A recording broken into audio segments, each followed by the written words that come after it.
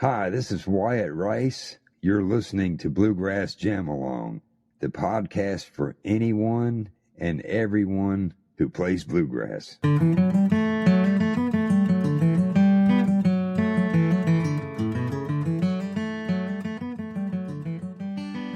Hey everybody, welcome back to Bluegrass Jam Along. Got one final bit for you this week from the Tony Rice interview sessions that I did that I wanted to share with you. I interviewed Wyatt, and a chunk of that went into the Church Street Blues episode 1. But I wanted to put out the full thing because there was more of it, and there's a lot of it that wasn't necessarily related to Church Street Blues, but I just cool stuff, and I thought you'd want to hear it. And I kind of realised as I was interviewing Wyatt for this that was going to be the case. So I asked him as we were doing it, would it be okay if I did an edited version for the episode and then put out more of this after the fact? And yeah, I just think it's stuff that people are going to want to hear. Because it wasn't intended as a standalone interview, I've had to edit it around a bit because we sort of moved around between bits, and there's a couple of just bits of me and him chatting about how the episode was going to work that you don't need to hear. But I've put as much as I can back in, and it contains all the stuff that was in the Church Street Blues episode, but just some more chat about other records, about Wyatt's time hanging out with Tony, some memories, the time they spent in California together, and I just wanted to share it. Thanks again to Wyatt for taking the time to do this. This was such a cool conversation to get to have. He was warm, he was generous, he was happy to chat to me and share this stuff. And it's a conversation that I treasure and I'll never forget. And yeah, it's been special. And so I wanted to share it. Here comes my chat with Wyatt Rice. I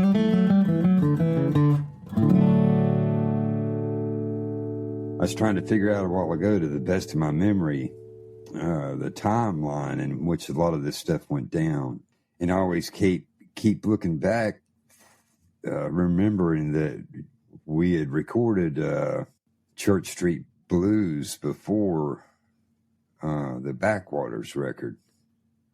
But I could be wrong about that. But that's my memory of it anyway. There was a lot happening during that. I mean, everything happened so quick. At the time, Tony, he was just living in California. And I was living in Florida, so if I back up a little bit in time, he used to send me and my brother Ronnie, tapes and stuff, he would send us rough mixes on cassette to listen to before records came out and stuff. Even when I was about 10 or 11 years old, me and my mom and dad flew out to California to see Tony for a visit.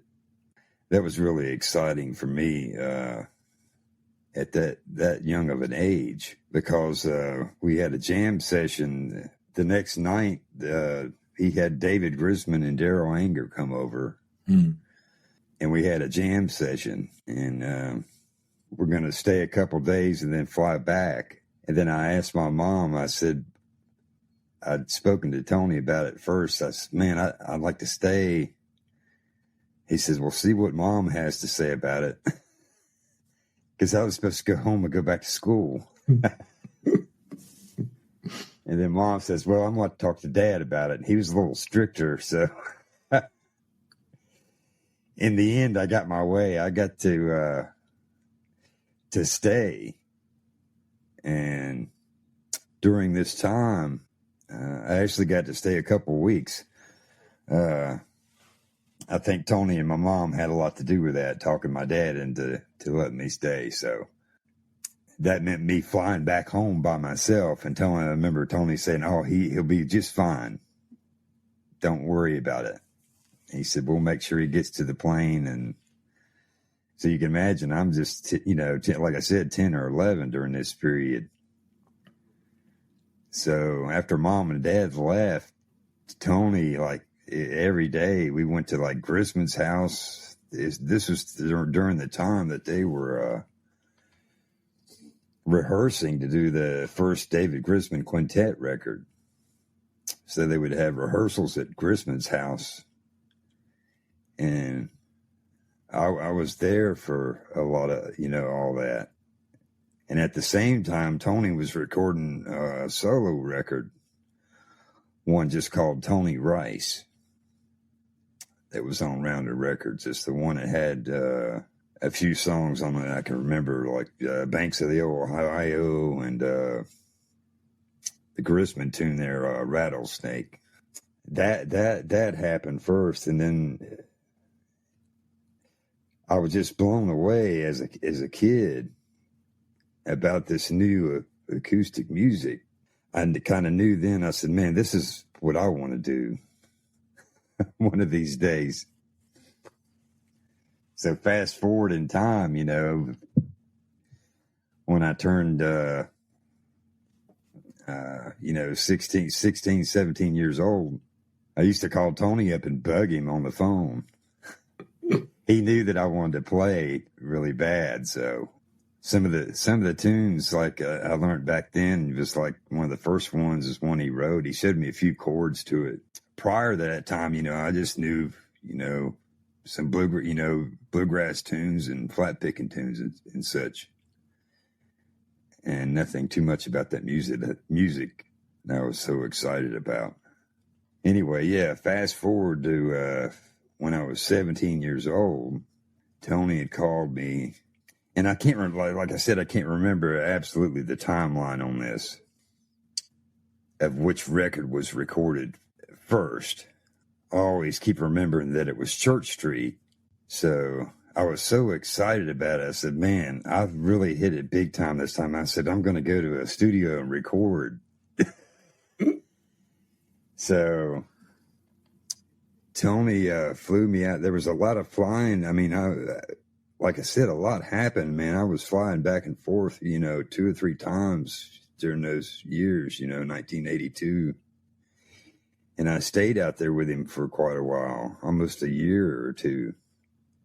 So, yeah, I fly in at the San Francisco, you know, airport, and he picks me up, and we go to his place, and it all happened so quickly, you know. He says, here's the tunes. He says, I want you to play rhythm on these tunes for me, which was Gold Rush, Jerusalem Ridge, was one, and Cattle on the Cane. And there was another one that was a vocal tune that happened to be the last one that was recorded. That was the End of the Night. That's the last one he did on the record, was one called Pride of Man. And I wasn't expecting to play any rhythm on that.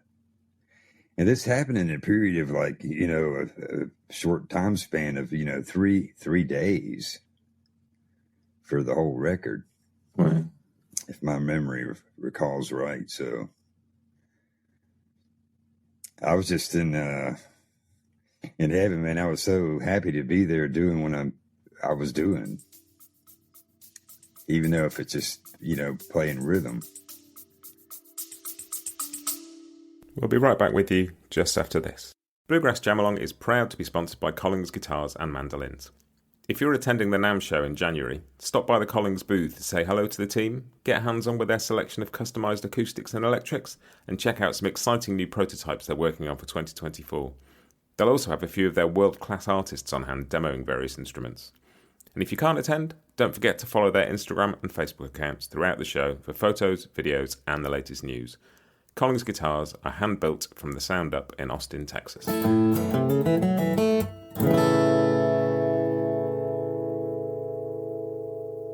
This episode is also brought to you by Peghead Nation, the home of roots music instruction.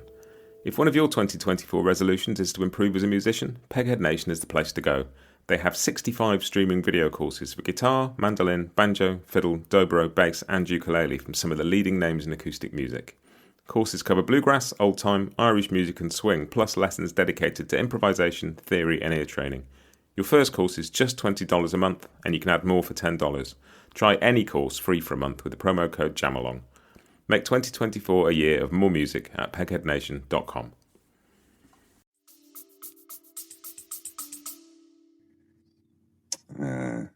And the rhythm playing on that record is brilliant. I mean, it doesn't sound like somebody's first time in the studio, or it doesn't, there's no, you know, the quality of the rhythm playing is you can't imagine anybody else having gone in and done it better. It works perfectly on that record. It's astonishing to hear that was pretty much one of your first experiences of being in a studio.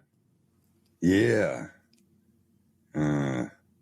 Like I said, for me, I was like in heaven doing this. And I didn't have a worry in the world. That I wasn't nervous or anything. Back during that time, I was just so excited about it. At the time, he was living in Corte Madera, California. And in his house there, we went, one night we had, messed around and played the tunes. Gold Rush, I kind of already knew. And Jerusalem Ridge and Cat on the Cane was one I wasn't too familiar with, but we sit there and practice, went over it a few times, and that was basically it. And then the next day we went to the studio and started recording it. And we'd record one or two takes of it, then that was it. And he would keep the best take. And it was all, live. It was no overdubs or nothing. So, very exciting. And did it, sort of talking to other people about that record, it feels to people like it was really different from everything else Tony was doing at that time, to the extent that it said in Tim Stafford and Caroline Wright's book, he took it to the label and they weren't that interested in it. So he took it somewhere else. It feels like, listening back for me, it's such a perfect record, but it feels like it was not what people were expecting. Yeah, I recall some of that too, of him being on the phone, making phone calls to Rounder. And I remember him being kind of upset about it, although I didn't really say anything. I'm just in the background, trying to practice guitar. I had my own little room, but I'd kind of overheard some stuff, and he come out, and I was kind of asking him about it, and he says, and he was telling, me that they didn't think that was the right direction for him to take right then, was to do a solo record. They wanted like another bluegrass type record. He kind of he was a little mad about it. So I think he made something else happen. He made a phone call to Barry Paul's at Sugar Hill, and they said, yes, we'll do it, Tony. So, and that's how that came along. And so it always makes me think now, I think it's one of the more, all of his records are really good. But that one being a solo record, do you think that, I know probably after it came out, I bet Rounder wishes now that they would have done it. So, yeah, totally. I don't know. And a couple of people I've spoken to, like Bob, I spoke to Bob Minner about this, and a couple of people said one of the things that makes that record special is that Tony didn't really do another one like it. It's not like one in a long line of singer-songwriter style albums. It's special because it was a one-off. Yeah.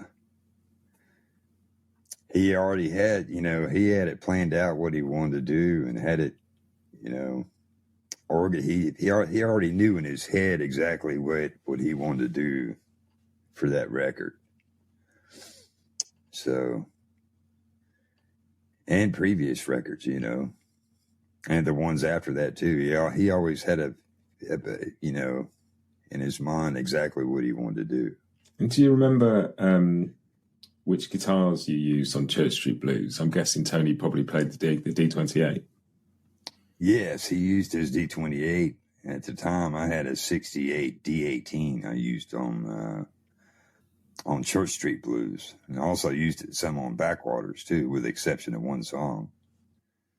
Because on the Backwaters record, he used an Ovation on a lot of cuts, with the exception of 2 or 3 tunes. I know in the book it says 1 tune, but there's 2 other tunes I think he used that used that on the Backwaters record when he had both guitars there, but there's something about the Ovation. That's one of the first guitars, like when I showed up at his place that I seen, it was like the couch guitar. He had it laying up in his chair in the living room. And it's the first time I'd ever seen one. And I said, man, what's this? And he said, that's an Ovation. And he kept it all out all the time and was playing on it and practicing on it. So I kind of looked at it for a few minutes and then played down and I said, man, I want to see, where's the Martin at? At a young age like that, I didn't know what was going on with the Ovation. I just, it played okay, but it didn't sound like, a Dreadnought. Or at least during that time period, I didn't learn until later on. And, it's what he's seen in those guitars. They real easy to play and they recorded very well. So. And I guess if you've got two guitars going on at the same time and one of them's a D28, one's an Ovation, they're going to take up slightly different spots in the mix for each other. Yeah. But he had a way of doing it with his, with his right hand. On some stuff, you can't tell which one is which. Depending on what the tune is, I guess. I think that's the thing, is that idea that the tone comes from the player. That's sort of the perfect example of it. If you can't tell if it's a Dreadnought or an Ovation, then that tells you where the tone's coming from, doesn't it? Yes. For Church Street Blues, we had already recorded, I know the songs that I recorded on the rhythm parts had already been done. I thought I was finished.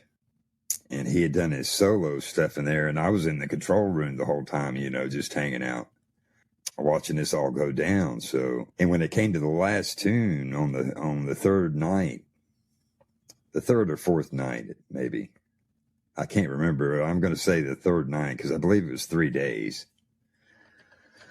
The last tune that he played was Pride of Man. So he went and played it, and he came in the control room after he finished the tune and got Bob Shoemaker to play it back a couple times. He says, you know what? He said, he looks at me, he says, Wyatt, he says, go in there and sit where I sit. And he says, my D28's right there. He said, get my D28. And he said, on Pride of Man, that song I just recorded, he said, when I take my solo there, he said, I want you to play rhythm behind me. So I said, okay. I had never played the tune before, but I'd heard it, in the control room. So I already knew in my head, I knew the changes already. So I sit down and just played the rhythm to that. What he wanted. That was one of those spur of the moment things that I wasn't expecting. So, but it worked out pretty good. I was pretty excited about that and that's the last thing that went on the record. It's amazing because it's one of those that you listen to now and people are still discovering that record to this day. And if you get people to list the records where everything's like, there's not no out of place, everything hangs together beautifully, it's all perfect, it just sounds so together. The idea that you just sort of went in, picked up Tony's guitar and played some rhythm on a song you hadn't played before, and that's part of that record. Spur of the moment thing. He was kind of celebrating that the record was over, and he had a smile on his face in the control room when he looked at me. I'll never forget it. It's one of those things that always sticks with you,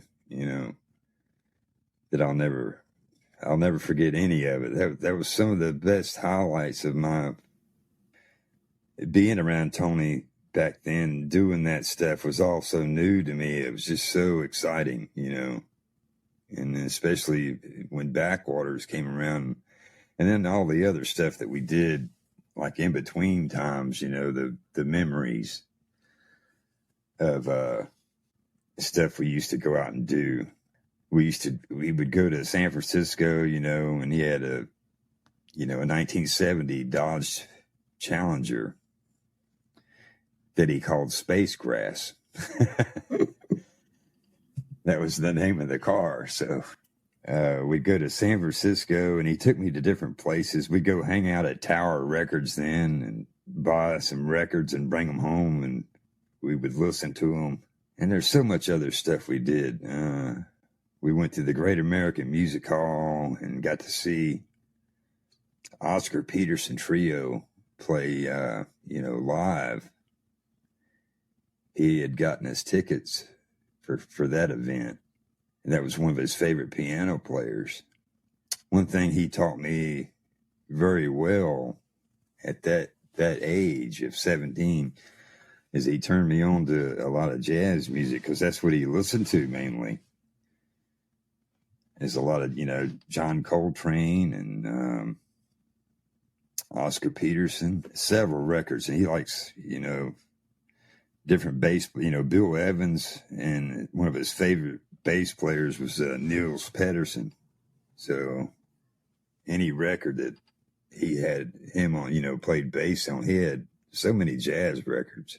During the day, if we wasn't playing guitar or practicing or we were doing other stuff. We were, out and about doing stuff, or either that or listening. But if he put a record on to listen to, we would sit there and listen to it. And if I like said anything, or if anybody else said anything, he would go back into the room there on the turntable and take the needle and put it back and then start the track over again. He says, let's listen again. He says, really listen to what's happening.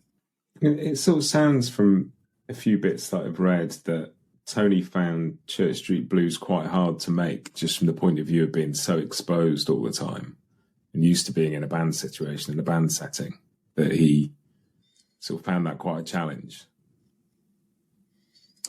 Yeah. I think it's something that he, that he had already worked up before I'd got there, that he, like I said, that he knew what he wanted to do and had the tunes worked up the way that he wanted to record them. There was periods of time, when he came to Florida and stayed with me for a while after going through a hard time, that we would go out to some friends and he would bring his guitar and he'd love to sit down and play and sing some solo stuff. We did that quite often. Very good times. If I keep referring back to that Oscar Peterson show, he was good friends there with some of the folks there at the Great American Music Hall. And prior to that show, I'd ask him, Tower Records was pretty close by. And I said, man, do you think there may be a chance that I could get an autograph? He says, man, you don't have a record. He says, let's swing by Tower. And I said, he said, run in there and find an Oscar Peterson record that you might like. So I did. Got back in the car and we proceeded to the gig. And then that's when I asked him, I said, what are our chances? He says, you see that guy back there guarding the door? He says, I know him. And he said, I think that he will let us back to the dressing room. So we went down there, and sure enough, the guy did. He was nice enough. He said, sure, Tony. He says, you guys could come in. And as soon as he opened the door, I'll never forget it. There stood Oscar Peterson. It's a real humble guy. He had his towel in his hand, man. He was like soaking with sweat, wiping his face off. At that time, he was one of my heroes after hearing him play so much. And Tony made the compliment. He says, man, you're one of my heroes. He says, man, you played your ass off tonight. And then him being so humble, he says, yeah. And he said, you heard all the notes that I missed up there tonight. And it's like, oh my God. We didn't hear him miss any notes, so. So politely, I said, Mr. Peterson, I said, is there any way that you would sign my record here? And he didn't hesitate. He looked at me and he says, you his brother, right? And I said, yeah. And he signed my record. It was something. That's one of the highlights. Like I said, there were so many.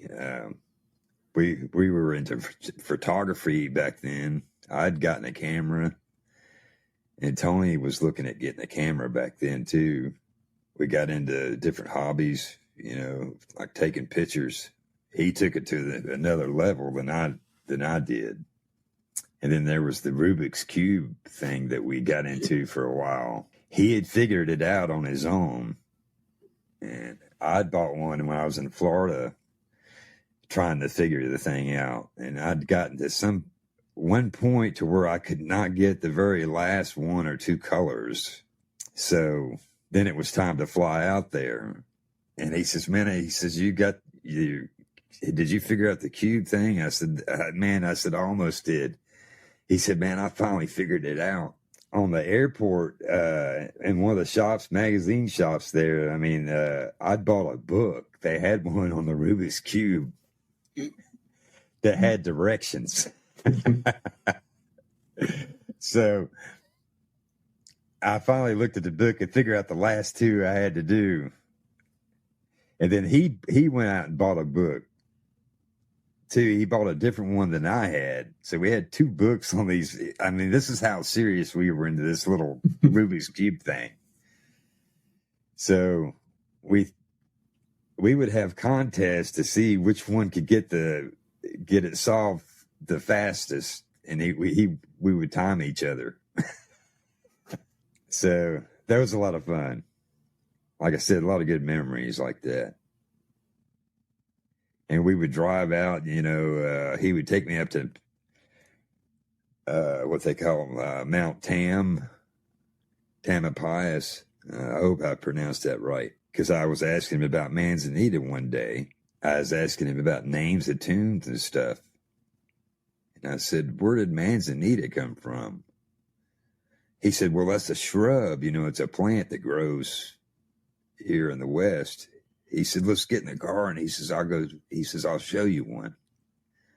So we drive, he takes me up to Mount Tam and pulls over at this place, and we get out of the car, and then he shows me the shrub, it's a tree shrub called Manzanita. And he said, that's what I named the tune after. It's really cool. And it's really cool to think, like 40 years on, like so many people view Tony and that music the way he viewed Oscar Peterson back at that show. And that, just approaching somebody to tell them how much you enjoyed their gig. Do you think Tony felt that people held him in that sort of regard? Yeah, I think so. Tony was a real humble guy too. He, if somebody gave him a compliment, he would, I guess depending on how the show went or whatever. A lot of musicians were our most, critic or whatever, Yeah. Versus the audience, may come up and say, man, y'all played great. And I'm back shaking my head. I said, golly, I messed up, made mistakes during the show or whatever. But, and Tony would do that same thing sometimes, if somebody gave him a compliment, he says, I don't know. We had a messed up sound system, or he says, it wasn't happening tonight, or probably the reality for the audience was it was a great show. Yeah. But after like I said, after we finished the record, it's like, man, I said, woo. I thought I was really something. I said, man, I got to play on a record with my brother. And I was so tickled with that. I was like, man, this is great. And that time being 17, I'm thinking now, I said, golly, I got to go back to Florida and go back to the shipyard. It's like after doing this, something clicked in my brain. It's like, you know what? I'd already made up my mind before that, kind of, but this is like the icing on the cake after being in the studio. It was like, I want to play music with my brother, Tony. And I said, I'm going to do everything I can to make that happen.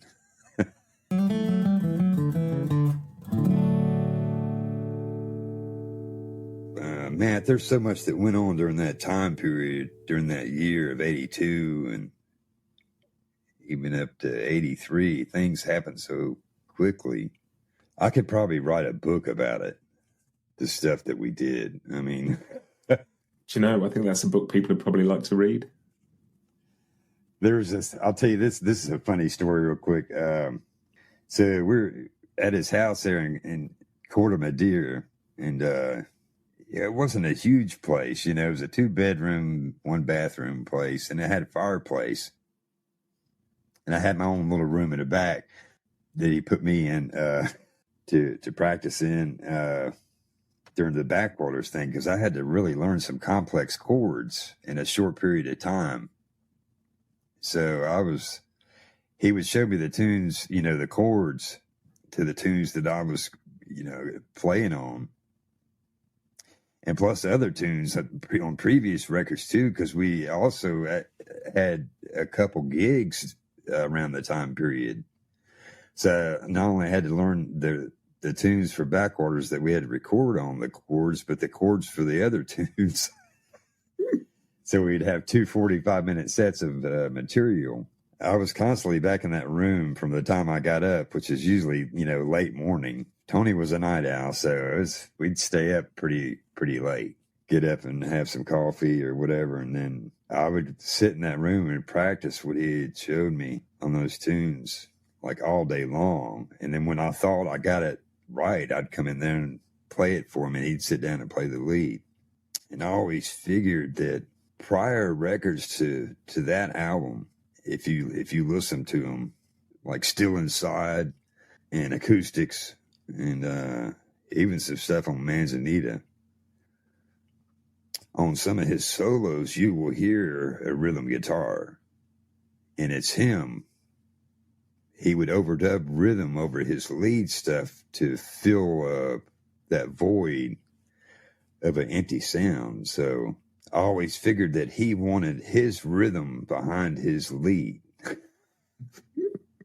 So when he called me up to do Backwaters, he had commented on me. He says, I'm getting you to do this because you're the only guy that, he says, you play rhythm like me.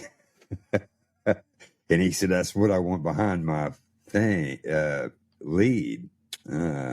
So I learned so much from just not sitting there playing with him, but I learned a lot from just listening to him practice, because I was in another room with the door closed trying to learn the chords to the tune and play rhythm. And then once he was in the other room practicing in the living room. So I'd take a break every once in a while and just come in there and sit down, and he wouldn't say a word. He'd just sit there and just be practicing. And I would sit there and watch him just play, and I've learned a lot from just watching him play. Then again, you know, we were brothers, so.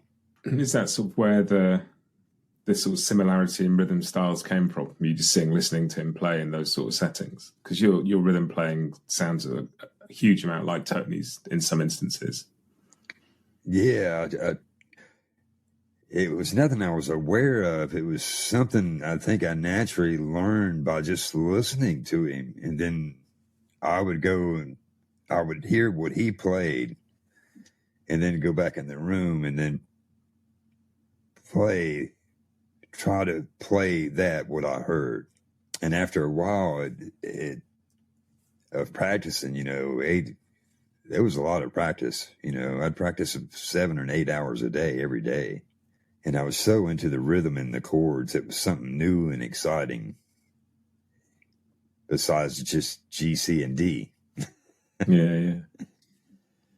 These were complex chords for me at the time. So, but I'd always figured it in the back of my head, and he never, gave me any guidance as far as other than just showing me the chords, and he'd play the rhythm and I'd hear the rhythm, but the main focus was on me fingering the chords. Sometimes he would tell me the name of the chord, and the other times he would say, hey, just put your fingers here, here, and here and play this chord. And I didn't know the name of the chord.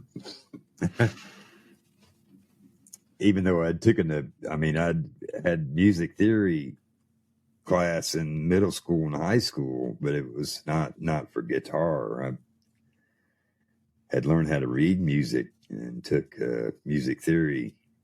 But when I went to go apply what I learned on the guitar, it was like a different thing. So those years I played alto sax and bassoon in, high school.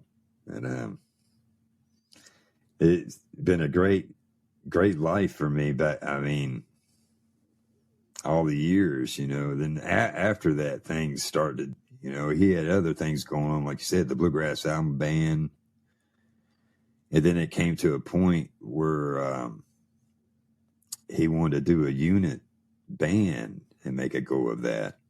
That actually started it out as we were going to do this duet thing for a little while and do a tour. And we actually did do a couple of shows up in Canada that were based off the Church Street Blues record. And it was just me and him at the time. And the Country Gentleman happened to be at one of the gigs up in Canada that we went to. And I think he had already been talking to Jimmy Gaudreau. They had been friends for a long time, since the 70s. But Jimmy Gaudreau had been playing, with the Country Gentleman. So we had this gig up in Canada. It was me and Tony playing this two guitar thing, and he was going to do. It was based off of Church Street Blues and a few other tunes. And while we were there, I think we played a few tunes, and then we took a break, and then he went back and asked Jimmy Gaudreau. He says, man, you want to get up and play a few tunes with me and Wyatt? And Gaudreau said, yeah. And then after the show, they talked more about it. And then the next thing I know, it happened so quick. Next thing I know, we got somebody that's booking shows for us. And then Tony had asked Jimmy, he says, man, a good bass player? And he says, yeah. He says, I know this guy named Mark Schatz. And so the next gig we played at, we got a band with Jimmy Gaudreau and Mark Schatz. And then that particular unit right there was formed. That's an amazing few years. Yeah. And that was really, really exciting times for me. All of it was. And I miss him dearly. So, yeah, but Church Street Blues was a fun record to do and, be a part of. And I'm glad I got to do it. Well, I think we're all glad you did as well, because it's just such a well-loved record from so many people. Yeah. Just the affection with which people talk about it when I interview them for this thing is wonderful. Yeah. Yeah, it's one of my favorite records, but I can't really say I have any favorites because I like them all. And I was so lucky to play on a lot of them, even though I looked at myself primarily as a rhythm player. So I gave every bit of my concentration into rhythm because I knew that's what that was my gig. But every once in a while, he knew if there was a place for a solo, and he would look at me, he says, Wyatt, why don't you take a solo on this tune? I said, okay. So I got to do that. I do some lead stuff too. Like I said, there's so much, Matt, I could tell you, like it would be I could make a book out of it. A lot of stuff we did, like hanging out with Grisman, and Todd, the bass player, he would come over and hang out with Tony, and we'd do different stuff together and listen to records. And I know one time, let's see, this may have been the younger time when I was 10 or 11, we went to Santa Cruz to this amusement park thing. It's Tony and I and Daryl Anger, and got on this roller coaster thing on the beach there in Santa Cruz, which is pretty cool.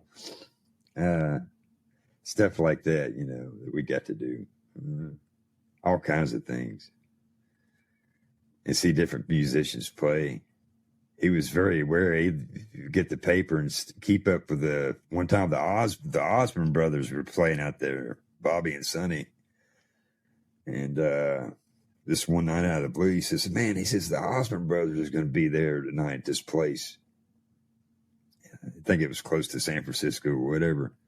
He said, Wyatt, come on. He said, get in the car. And he said, let's go down there and see him. And we didn't have no tickets or nothing. He didn't do anything. He just drove up to the back door of this gig and started knocking on the door and blowing a hole. Sonny Osborne opened up the door. And we went, and he says, well, what in the world are you doing here, Tony? He says, I come here to see if I could get in. So he had a way about him. He would go to the back door. That was kind of cool. Stuff like that. Really good memories. You should write that book. I think people would like that. And people probably haven't heard a lot of this from you recently. Like I had a look for other podcasts and stuff, and there's not much out there. Yeah, I've been kind of silent, Matt, about everything since his death. I just figured I know when the time is right to do something. So I know you haven't spoken much in the last couple of years, so thank you for doing this. It means a lot. Yeah, I think you may be the first one I have. So, and I totally get it. Everybody else I'm talking to is talking about their musical hero, and I'm talking to you about your brother. And I know it's, I know what that means. I know it's a big ask. Yeah, and I'm very grateful that you've taken the time. Yeah. Oh, Matt, thank you, man.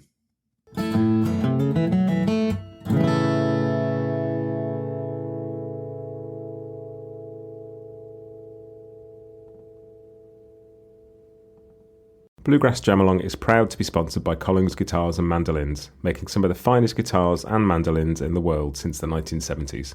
Visit collingsguitars.com and find out why.